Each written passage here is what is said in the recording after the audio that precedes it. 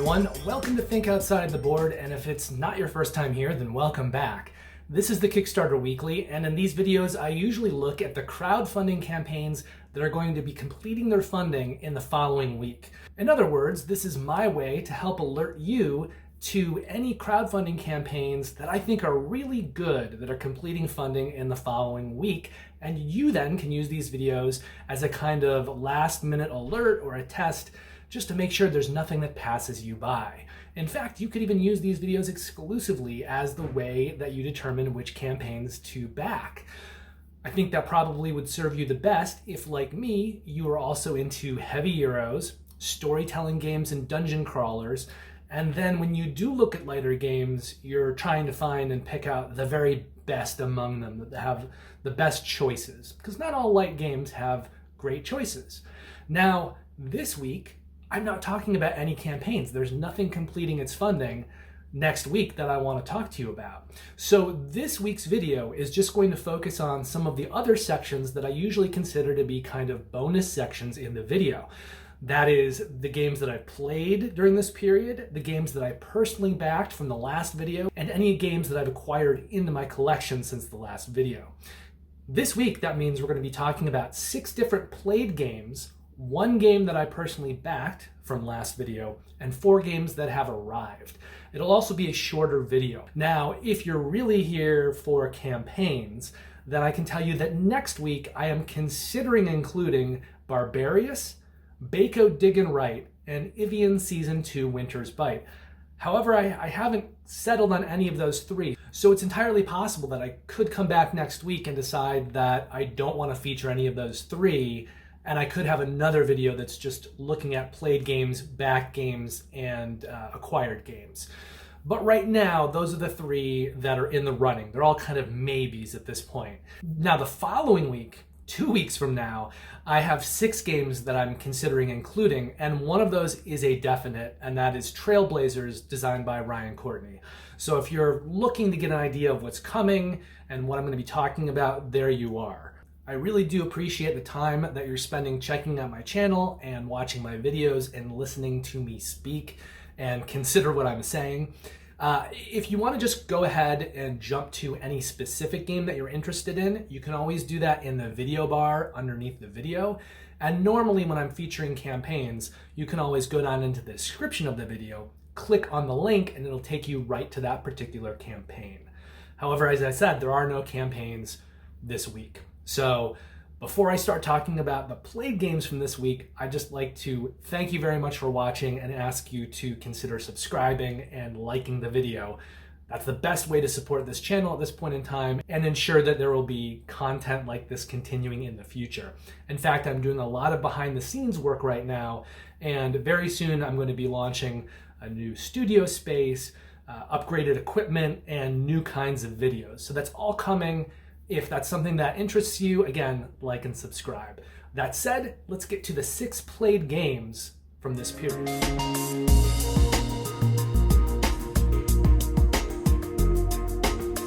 So the first game I'm going to be talking about today is a roll and write game called Cartographers. This happens to be there's 2 of them. My 2 favorite roll and write games are Cartographers and Welcome To. And I find that there's just so much variability in Cartographers. They've put out a sequel expansion called Heroes. They've got plenty of map packs out. I think there's at least 6 of them. Ways to add more variability into your game. But essentially what you're going to do in this game, you're going to play it over 4 rounds, and there are going to be 4 different scoring conditions. And every round, you'll score 2 of those conditions.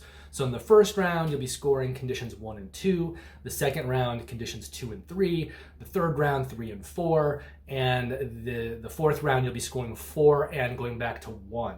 So you kind of want to target the scoring conditions that'll score that round, but if cards are coming out that won't let you do that, you can be working ahead for things that you'll be scoring in future rounds. Now, every player has a map. There are some mountain spaces on that map. Whenever you encircle the mountain space or choose a type of, they're really Tetris type pieces, but on some of these cards that come out, you'll be able to choose which one you're going to draw on your map.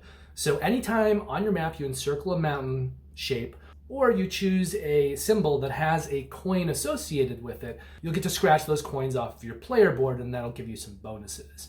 Other than that, you are literally just trying to pick shapes that will score the various scoring conditions that you've drawn in that game. And they're variable, so every game is going to be different. There are a lot of different scoring conditions. There's more in the expansions, and you can mix and mash them. So even if you see some that you've seen before, chances are you won't ever get the exact same scoring conditions in the exact same order. To add more variability to the game, you've also got 2 more types of cards that can come out.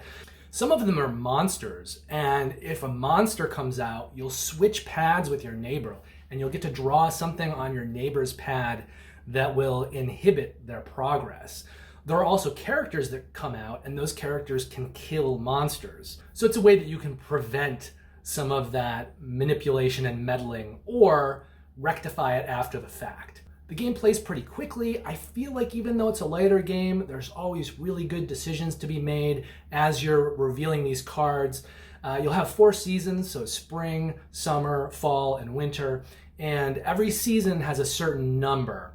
And when you draw these cards that you'll be drawing on your map, those cards have a number on them as well. And so every season, once the cards total up past the number for that season, and the first season, spring, it's 8. I think then it goes down to 7 for summer and maybe 6 for fall and winter.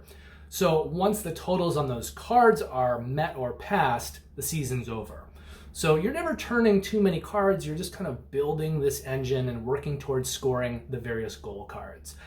I really love the game. Because it's a lighter game, it maybe gets dinged down for me a little bit.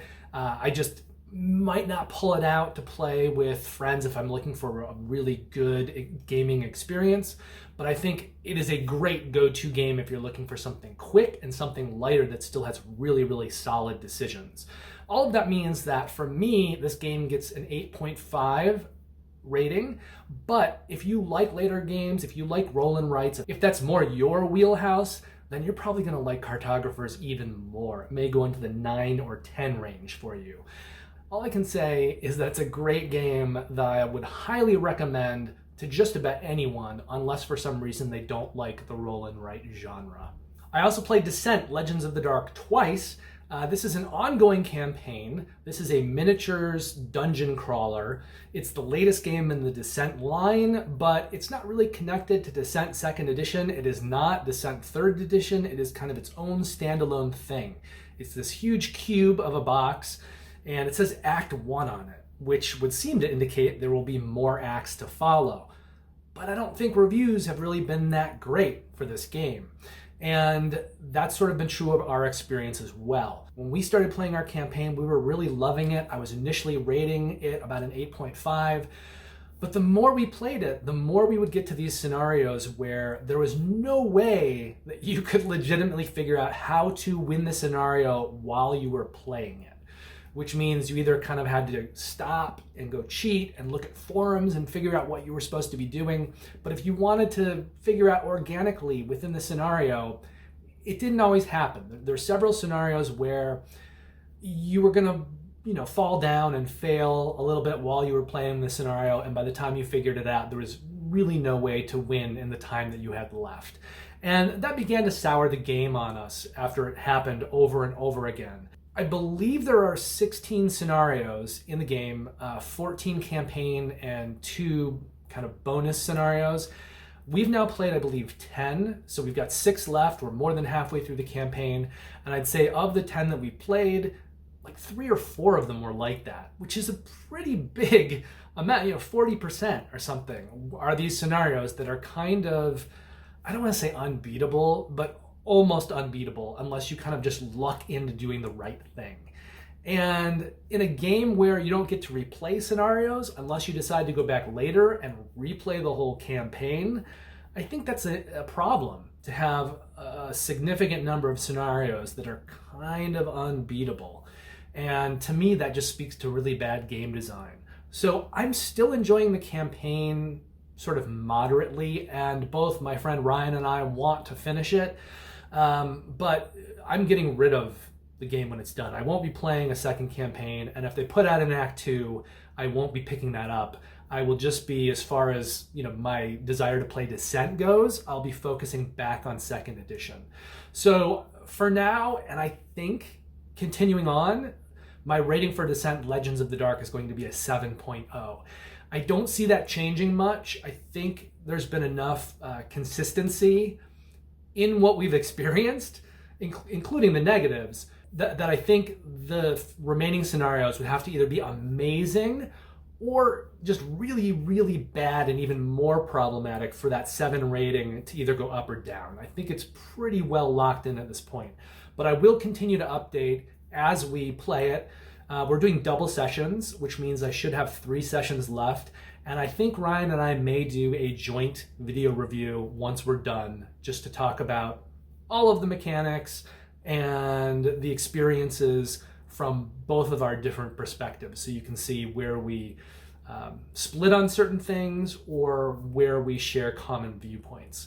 But I think that's something you'll see probably maybe near the end of the year. I'm expecting that we'll probably finish up the campaign in October, and I just want to make sure that everything else is up and running in terms of new equipment, new video types, and studio space. But once that's done, we'll probably go ahead and do a joint review for Descent Legends of the Dark. I also played Kingdomino, and I've played this one before, and I think I've spoke about this before as well. But Kristen and I are kind of going through the lighter games in our collection and trying to decide which ones to keep, which ones to get rid of.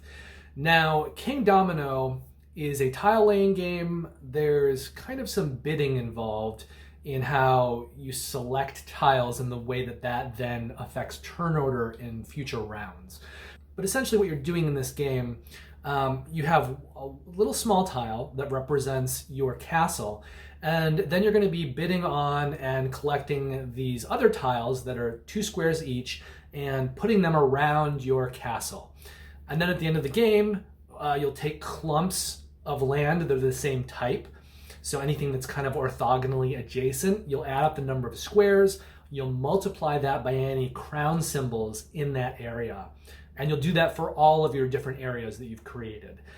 You'll add up all those totals. If you manage to fill in a 25 grid with all of the tiles without having to not place one, you'll get a bonus 5 points. And if you've managed to keep your castle in the center of your little tile area you've created, you'll get a bonus 10 points. The game plays pretty quickly, like 15 or 20 minutes. I think it's probably a great travel game, not for a plane or something like that, because you do have tiles that'll be moving around. But like if you're going camping or you're doing a picnic or something, this is probably a really good game to have. With a lot of card games, the cards risk blowing away, but because this is a tile game and the tiles are heavier, you're really not risking anything blowing away. I do think, though, there is a good amount of randomness in this, and therefore luck.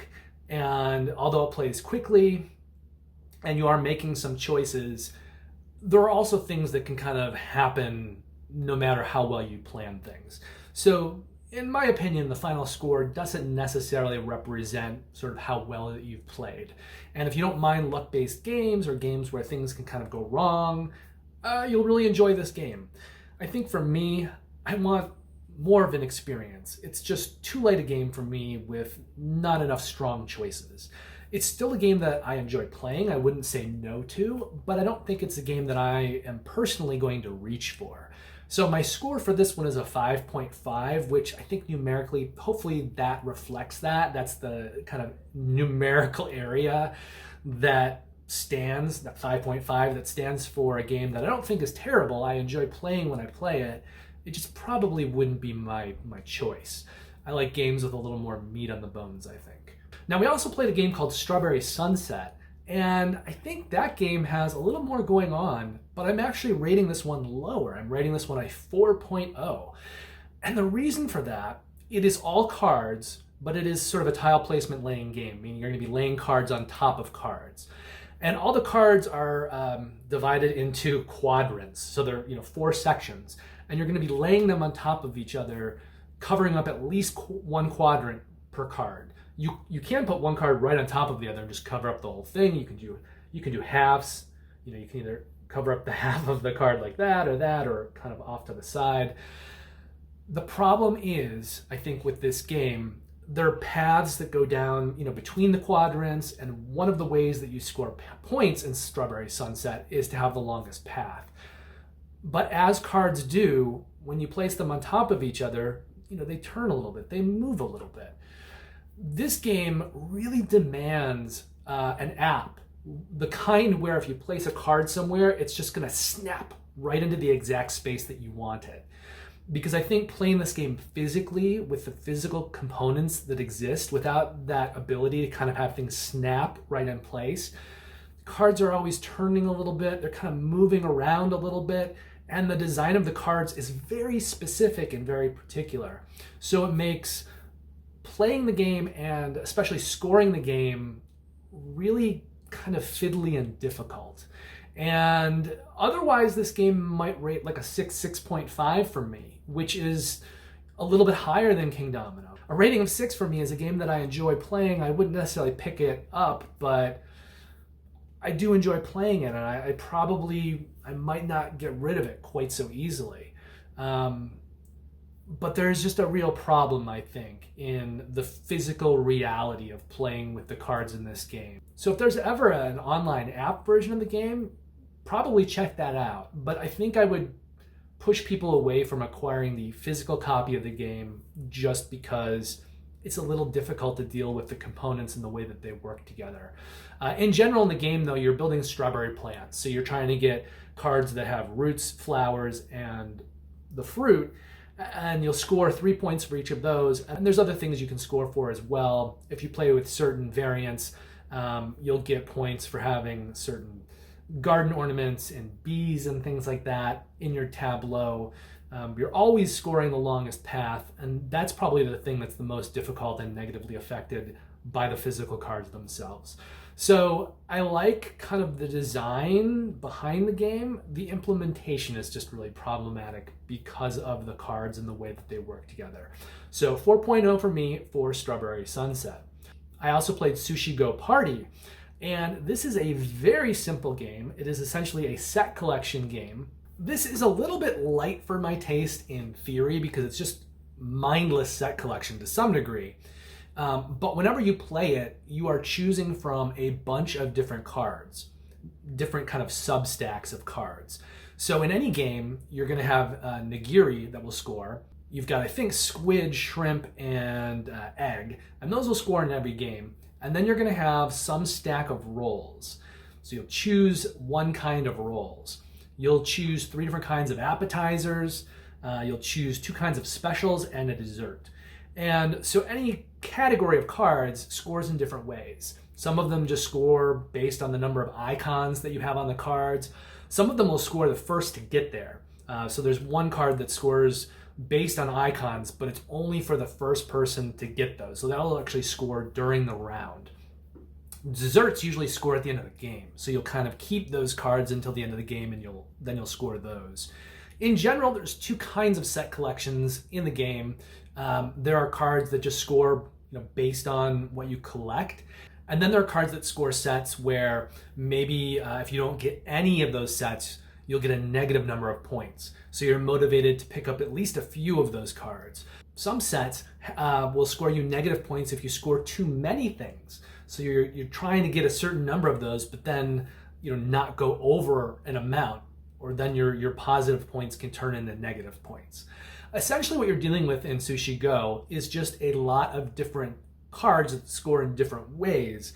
And there's a great amount of randomization and variability because you can select different sets of cards and create different games based on the kinds of cards that you put together. Now, it's not a very complicated game. It is just set collection. The variability that's in it is great because a lot of the cards function similarly to each other, but there's so much variability by the fact that you're putting different sets of cards in the game. So you can play this many, many times. You're going to vary the cards you're playing with, and you're going to have different experiences to some degree every time you play it.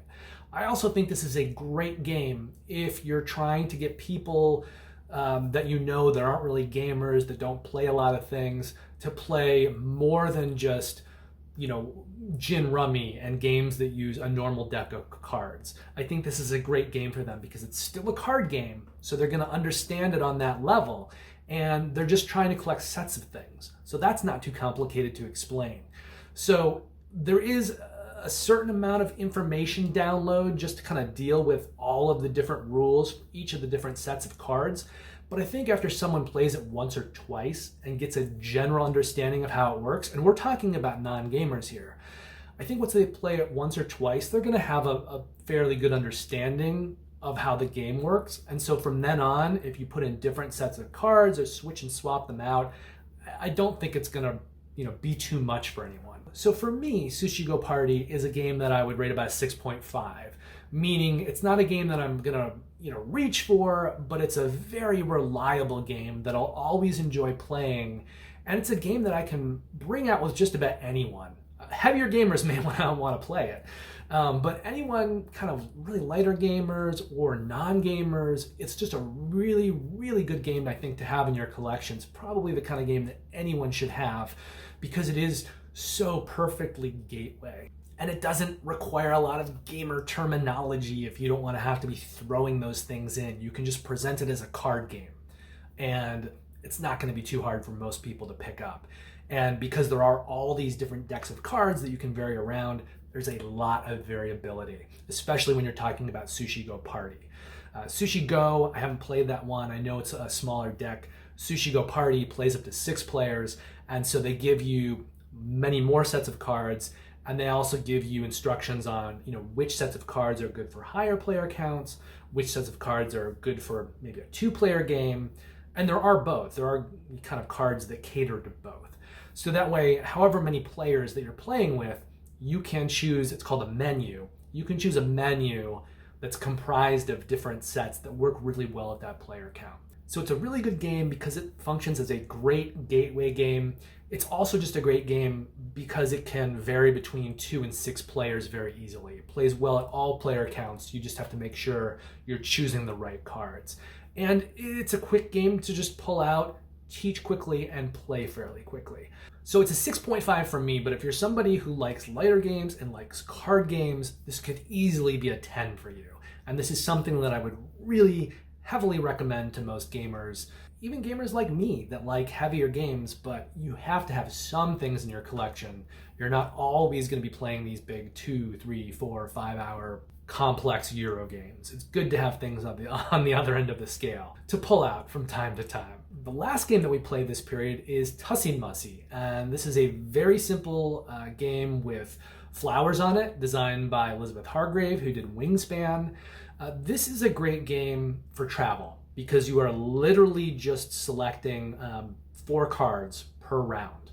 And the way this works is one player will take 2 cards off the top of the deck, they'll look at them, they'll decide to put 1 card down face up and the other card face down. And then the other player has to choose between those 2 cards. So either that face-up card is going to look attractive to them or unattractive to them, and if it looks unattractive to them, they'll probably take the mystery card. I mean, you could even play this without, you know, having to put the cards down at all. You could just give the player the 1 card that they're able to see, and they could look at it and say, I want this or I don't want this. And if they don't want it, then they just get the mystery card. You don't even really need to put them down like that. However, as you're playing the round, you will put the cards kind of out in front of you and from left to right. By the end of a round, you'll have 4 cards. So this process of choosing 2 cards will happen 4 times over a round. And then you'll just score those cards. Some of them have hearts on them. So if you have hearts on your cards, you'll score those. Some of them have rules about things that they'll score points for. Like one card might say, score a point for every different colored card you have. One card might say, score a point for every pink card you have. Another card might tell you that you have to get rid of one of your other cards before you score. So it's very simple. I do think, though, because of the randomization of it, meaning that you're choosing between a card that you can see and a card that you can't, it's very easy for things to go sideways in this game. There's not perfect information you're choosing from. A lot of what you're choosing from is hidden information. So you could very easily, you know, even though you think you're playing well or playing as best as you possibly can in the circumstances, it's very easy to end up with cards that score poorly, or cards that score really well that maybe aren't necessarily reflective of you having a great round. You may just have kind of lucked into those cards. So it's a great game in the sense that it doesn't take up a lot of space, and because you're only looking at a tableau in front of you of 4 cards, you could play this on an airplane easily.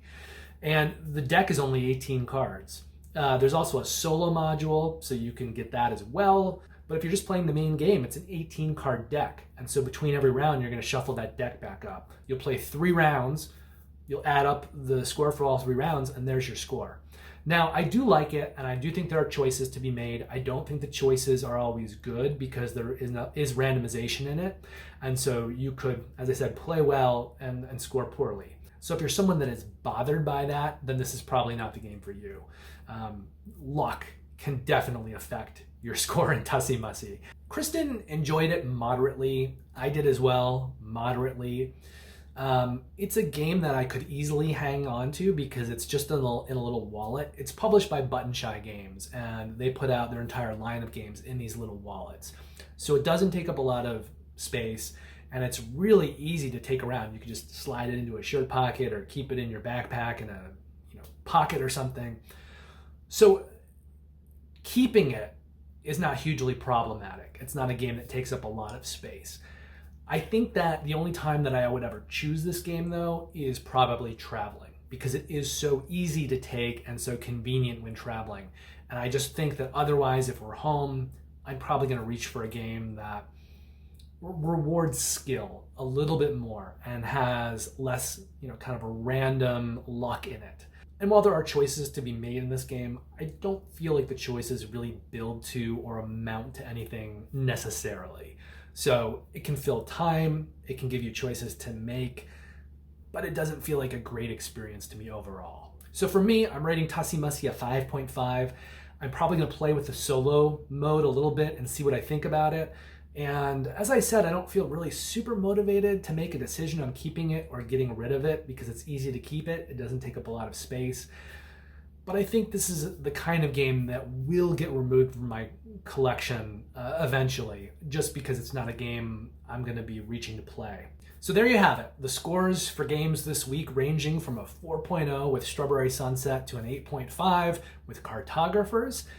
And that finished. Let's quickly talk about the game that I actually personally backed from last week's video.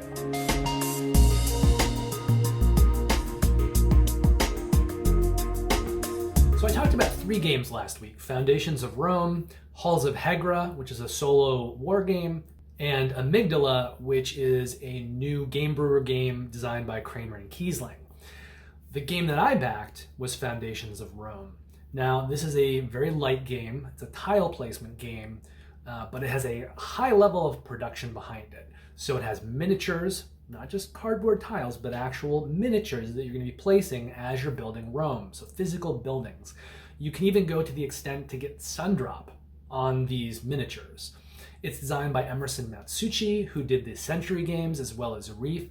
He designs really good lighter games with really good choices.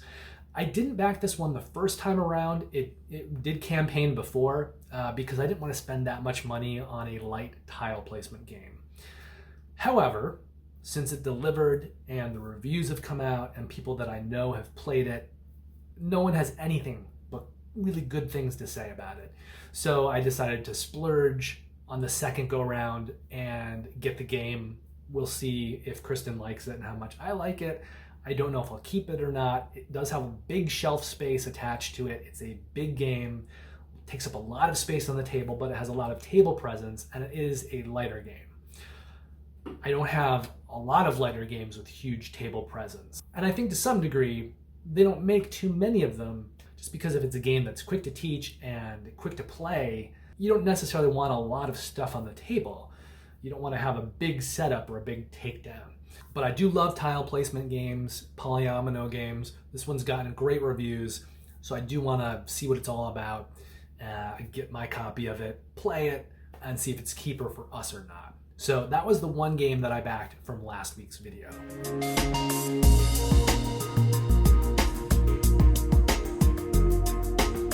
Now I 4 games that I've acquired since last week's video. One was a retail shipment of games. It included Founders of Teotihuacan, and I was very interested initially in this game because I have a game called Founders of Gloomhaven. Now that game is not like Gloomhaven or Gloomhaven Jaws of the Lion. It is a tile placement Euro game that the designer of Gloomhaven, Isaac Childress, designed. And it's very fiddly. It's very complicated, not necessarily in a good way. There are a lot of little fiddly rules. So I think teaching that game and playing that game is very difficult and makes it very hard to get to the table, even though I enjoy the game. There's just a lot of fiddly rules.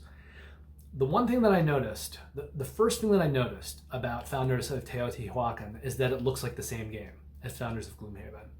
Now, nowhere have they said that this is based on that game, or it's taken from that design, or that this is a reskin. It's designed by different designers, and they seem to be holding with the fact that it's a different game. So now I have my copy. Eventually I'm going to get it to the table and we'll see. But it looks like much like the same game. Founders of Teotihuacan, though, is supposed to be a very light game. So I think they may have actually gone and eliminated a lot of those fiddly rules to make the game lighter and play easier. And if it does that, that would be fantastic, because I do like Founders of Gloomhaven, but it is a hard game to get played. And I think if that's true, if it does capitalize on many of the same things as Founders of Gloomhaven, but without all of the fiddliness of it, I may sell off my copy of Founders of Gloomhaven. However, I may also play it and decide that even though the games looked so similar, they really are different, in which case maybe I'll have a use for both of them. Or maybe I just won't like Founders of Teotihuacan. We'll have to see once I get around to playing it. But it does look very similar. It is a lighter game, and I'm really curious to play it and just see where they kind of sit next to each other. In that same delivery, I also got Space Station Phoenix, which is a space-themed worker placement game. It's medium heavy, and I can't remember why I bought it at this point. I just know it looked attractive to me in some way. I think it was a game that I thought Kristen might really like. And I've heard really good things about it. That I know. I have heard very good things about Space Station Phoenix from a bunch of different people. So I just need to get it played, see if Kristen likes it, and if it's a game that either one of us wants to keep or not. And finally, in that same retail shipment, I got Undaunted Normandy. Now, I already own Undaunted North Africa. In fact, it's one of only 2 games that I need to play so that I can put out my best of 2020 list. The other game is My City, which I plan on playing in a campaign with Kristen. So I still need to play North Africa. Normandy was actually the first game in that series, but both of them are deck building war games for 2 players, and great things I've heard about both of them. I also have reinforcements, which allows you to add things into either one of those games, including playing them as a solo campaign. So I don't know. I have North Africa. I need to play it for my 2020 list. Normandy had come out the year previous in 2019.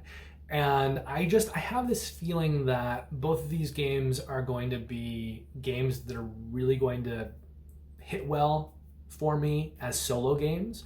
And so I want to look at both of them in that light, as well as 2-player games.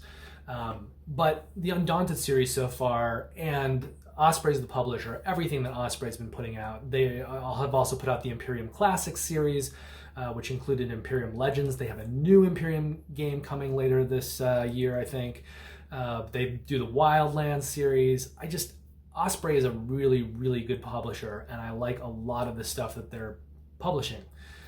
So the Undaunted series is definitely one that I'd be fine having all of the games in that series. I think there's another game or 2 coming later this year as well. Great Britain might be one of them. But so far, great things to say about Undaunted. Want to play it more, want to get into the solo.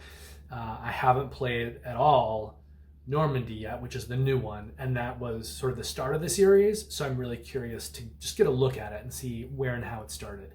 I know that things changed a little bit going into North Africa. I think they made some adjustments to the design of the system, small improvements going into North Africa, but I am curious to see the differences in the way that the two games play.